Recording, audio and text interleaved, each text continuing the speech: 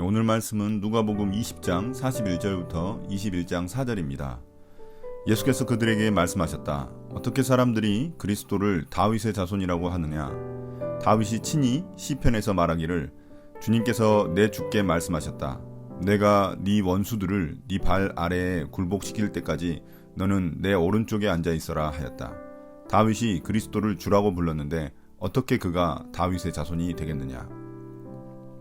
모든 백성이 듣고 있는 가운데 예수께서는 자기 제자들에게 말씀하셨다. 율법학자들을 조심하여라. 그들은 예복을 입고 다니기를 원하고 장터에서 인사받는 것과 회당에서 높은 자리와 잔치에서 윗자리를 좋아한다. 그들은 과부들의 가산을 삼키고 남에게 보이려고 길게 기도한다. 그들은 더 엄한 심판을 받을 것이다. 예수께서 눈을 들어 부자들이 헌금궤에 헌금 넣는 것을 보시고 또 어떤 가난한 과부가 거기에 렙돈 2닙을 넣는 것을 보셨다. 그래서 예수께서는 말씀하셨다. 내가 진정으로 너희에게 말한다. 이 가난한 과부가 누구보다도 더 많이 넣었다. 저 사람들은 다 넉넉한 가운데서 자기들의 헌금을 넣었지만 이 과부는 구차한 가운데서 가지고 있는 생활비 전부를 털어넣었다. 어제 본문에서 예수님은 사두개인들이 가지고 있었던 부활에 대한 무지를 드러내셨습니다. 이제 그들의 메시아에 대한 무지와 위선을 드러내십니다. 41절부터 44절은 메시아의 권위에 대한 부분입니다. 예수님은 시편 110편 말씀을 통해 메시아가 다윗의 후손이지만 그들이 기다리고 있었던 정치적 왕이 아님을 드러내셨습니다. 유대인들은 다윗의 후손 그리스도, 즉 메시아가 오셔서 그들을 로마에서 해방시키고 다윗의 나라를 다시금 세우리라 기대하고 있었습니다. 그러나 예수님은 너희들이 메시아를 다윗의 후손이라고 부르는데 시편에 보면 다윗은 메시아를 주님이라고 부르고 있다는 것입니다. 자기 후손에게 주님이라고 부를 사람은 아무도 없습니다. 결국 이 말씀을 통해 예수님은 본인이 다윗의 후손 메시아이자 주님, 즉 하나님이심을 드러내셨습니다. 이를 통해 예수님이 메시아로서 세우실 나라는 다윗의 나라가 아닌 하나님의 나라임을 알 수 있습니다. 예수님이 이런 왕이시라면 이 사실을 아는 사람들은 어떤 식으로든 반응해야만 합니다. 우리도 마찬가지입니다. 내가 원하는 메시아가 아니라 성경에서 말씀하시는 메시아를 믿어야 합니다. 메시아는 나를 성공시키기 위해 오신 게 아니라 나를 죄 가운데서 해방시키시기 위해 오셨습니다. 이어서 45절부터 47절에서 예수님은 제자들에게 율법학자들의 위선적인 태도를 경계하라고 하십니다. 그들은 예복 입고 다니기 좋아하고 장터에서도 인사받기를 좋아했습니다. 회당에서는 높은 자리, 잔치에서도 윗자리를 좋아했습니다. 그들이 얼마나 교만하고 자만했는지 알 수 있습니다. 심지어 그들은 그들의 지위를 이용해서 힘없는 약자였던 과부들의 재산을 빼앗았습니다.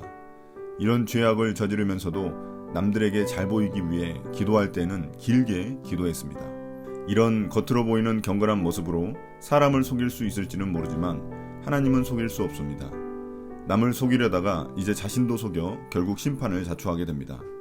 제자들조차도 깨어있지 않으면 이런 위험성이 있다는 것을 예수님은 경고하셨습니다. 그러나 이런 그들의 위선적인 모습과 대조적인 과부가 등장합니다. 21절 1절부터 4절에서 예수님은 가난한 과부가 했던 작은 헌금을 칭찬하셨습니다. 앞서 부자들이 헌금한 것을 보셨지만 어느 누구보다 이 과부가 하나님께 더 많이 헌금했다고 하셨습니다. 물론 돈의 양으로 따지자면 과부의 헌금은 보잘것없는 렙돈 2닙에 불과합니다.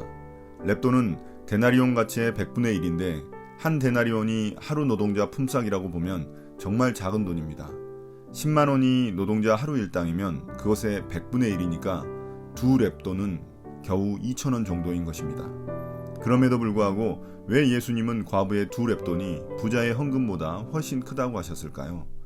이 말은 그 과부의 헌금이 부자에 비해 훨씬 작은 금액이었지만 훨씬 더 가치 있고 귀하다는 말입니다. 부자들은 넉넉한 가운데 헌금을 드렸지만 가난한 과부는 자신의 생활비 전부를 드렸기 때문입니다. 한마디로 말해서 그 과부는 자신의 마음 전부를 주님께 드린 것입니다. 주님은 우리에게 큰 헌금, 큰 헌신을 바라시는 게 아닙니다. 우리의 마음 전부를 원하십니다. 율법학자들과 과부의 이런 대조적인 모습은 제자들이 어떤 모델을 따라가야 할지 극명하게 보여줍니다. 제자들은 종교 지도자들의 위선적인 모습은 경계해야 하며 과부의 헌신은 따라가야 합니다. 그것이 주님이 기뻐하시는 진정한 제자의 길입니다.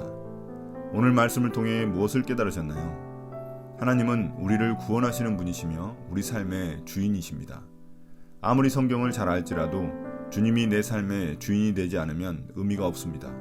율법학자들은 누구보다 성경을 잘 아는 성경 도사였지만 따라가야 할 모델이 아닌 피해야 할 모델이 되어버렸습니다. 그러나 과부는 가난하고 지식도 짧았지만 우리가 따라가야 할 삶의 모델이 되었습니다. 주님은 우리의 온 마음을 드린 헌신을 기뻐하십니다. 오늘 묵상을 마치겠습니다. 감사합니다.